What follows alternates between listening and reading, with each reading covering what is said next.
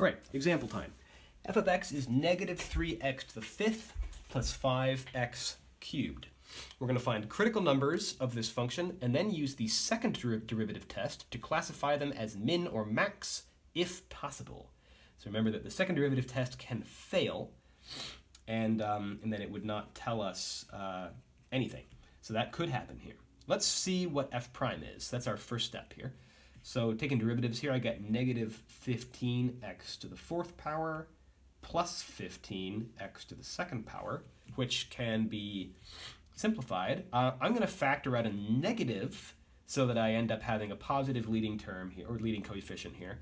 I'm also going to factor out that 15, since that's in common, and then I might as well factor out two of these x's, right? This is x to the fourth and this is x squared, so let's take out x squared. And then what's going to be left over is x squared from the first term, and then a minus, because I pulled a negative out, minus 1. So that's nice. We have negative 15x squared, and then this x squared minus 1 will factor as x plus 1 times x minus 1. So from this we get our critical numbers.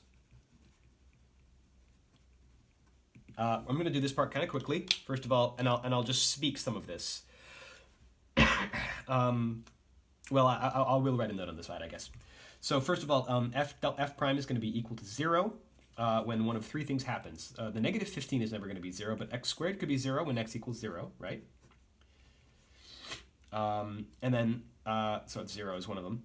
And then x plus 1 will be 0 when x is negative 1. And x minus 1 will be 0 when x is positive 1. So we have those three values of x. And then f prime is never undefined. This is just a polynomial, so its domain is all real numbers. So I'm just going to make a note of that. We should always make a note about whether or not it's undefined. I promise this does come up occasionally. I know in a lot of examples this doesn't come up. It is sort of rare because a lot of functions we work with are very smooth. And when they're smooth, the derivatives are defined generally, like first, second, third, infinite. All the derivatives are defined for most smooth functions. So yeah, it's kind of rare, but we always have to pay attention to that just in case it does come up. Anyway, so now that we've found our critical numbers, now let's take another derivative so that we can get the second derivative and then apply our second derivative test.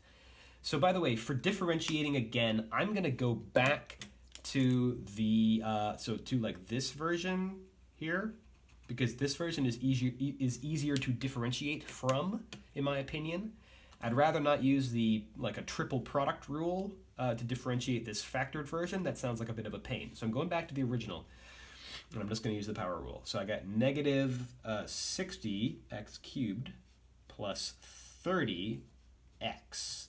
And now that, let's factor out as much as we can. Let's take out a negative 30x. And then we're going to get 2x squared minus 1. Out of that. So I factored that, and the only reason I factored this is not because I'm going to set this equal to 0, but because I like looking at a factored version when I'm trying to determine if something's positive or negative. I find that kind of useful. So that's why I did that. All right, so now we have our critical numbers. Now we're going to analyze the critical numbers by just sticking those numbers into our second derivative to see if they are maximums or minimums. So first, let's do negative 1. So x equals negative 1, we're going to check f double prime of negative 1. It's going to be negative 30 times negative 1 times 2 times negative 1 squared minus 1. This is negative 30 times negative 1 is positive 30, right? And then 2 times 1 minus 1 is just 1. So this is going to be positive, all right? So that means if that's positive at negative 1, it means that the function is concave up. Remember, the second derivative being positive means upwards concavity, and that means that this critical number, where the first derivative is 0, is going to be a local minimum. So we have a local minimum at x equals negative 1. There's one conclusion. 2, let's look at x equals positive 1. F double prime of positive 1 is going to be negative 30 from here, negative 30 times positive 1, and then times 2 times 1 squared minus 1. This is going to be negative 30 times 1. All right, so that's negative. Downwards concavity here. So at this point, at this critical number, we have a local maximum. Local maximum at x equals 1. Great. One more. We've done -1, we've done +1, now we'll do 0. So 3, x equals 0. Let's stick f double prime into, let's stick 0 into f double prime.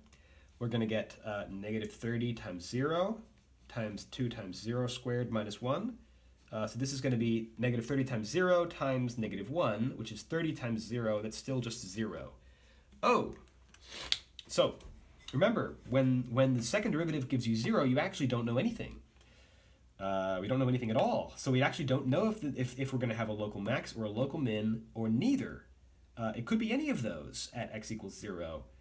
At this point, I'm just going to put some question marks at x equals 0 and leave it at that, because for this example, all I wanted to do is demonstrate how to use the second derivative. If you were really trying to classify x equals 0, if you were trying to determine what's going on there, you should actually go back and check the sign of the first derivative before and after. All you need to do is go back and stick, you can use a calculator if you want to, or just kind of do some sign analysis, just think about it. You could stick like -0.1 into this f prime and see what happens, and then you could stick +0.1 into that f prime and see what happens, and check to see if it's changing sign at all, and then that will tell you min, max, or neither at that point. But I won't demonstrate that here because that's not part of the second derivative test. I think that's all I wanted to do here.